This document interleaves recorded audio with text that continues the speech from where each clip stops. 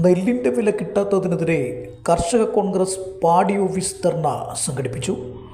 കോട്ടയം തിരുനക്കരയിൽ സംഘടിപ്പിച്ച പ്രതിഷേധം കോൺഗ്രസ് രാഷ്ട്രീയകാര്യ സമിതി അംഗം KC ജോസഫ് ഉദ്ഘാടനം ചെയ്തു. നെല്ല് സംഭരിച്ചു കഴിഞ്ഞിട്ടും കർഷകർക്ക് പണം ലഭിക്കാത്തതിൽ പ്രതിഷേധിച്ചാണ് സമരം സംഘടിപ്പിച്ചത്. പണം നൽകാനായി സപ്ലൈകോ അധികാരപ്പെടുത്തിയ SBI ബാങ്ക് ഗുരുതരമായ വീഴ്ചയാണ് നടത്തിയതെന്ന് കർഷകർ പറയുന്നു.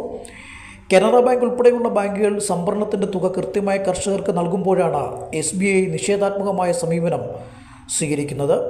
പിണറായി സർക്കാരിൻ്റെ കീഴിൽ കാർഷിക മേഖല സമ്പൂർണ്ണമായ തകർച്ചയാണ് നേരിടുന്നതെന്ന് ധർണ ഉദ്ഘാടനം ചെയ്ത് KC ജോസഫ് പറഞ്ഞു.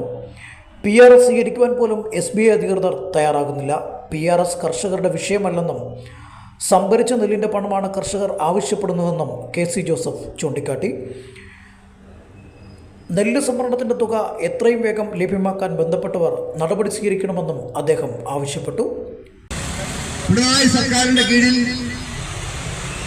ചരിത്രത്തിലുണ്ടാകാത്ത ഗുരുതരമായ തകർച്ചയിലാണ് കേരളത്തിന്റെ കാർഷിക മേഖല.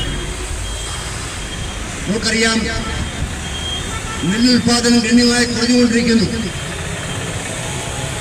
കൃഷി വകുപ്പിന്റെ നിസ്സംഗത എല്ലാ രംഗത്തും പ്രകടമാണ്. ഉൽപാദനം കുറയുമ്പോഴെങ്കിലും കൃഷിക്കാരുടെ ആവശ്യങ്ങളെ പറ്റി ശ്രദ്ധിക്കാൻ തയ്യാറാകണ്ടേ? പക്ഷേ ഇവിടെ നെല്ല് കൊയ്ത്തു കഴിഞ്ഞാൽ വാങ്ങാൻ സംവിധാനമില്ല.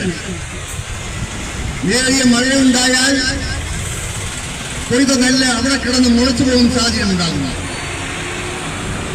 ഈർപ്പം കൂടിയെന്ന് പറഞ്ഞാൽ വാങ്ങുന്ന നെല്ലിന്റെ വില വെട്ടിക്കുറയ്ക്കുന്നു.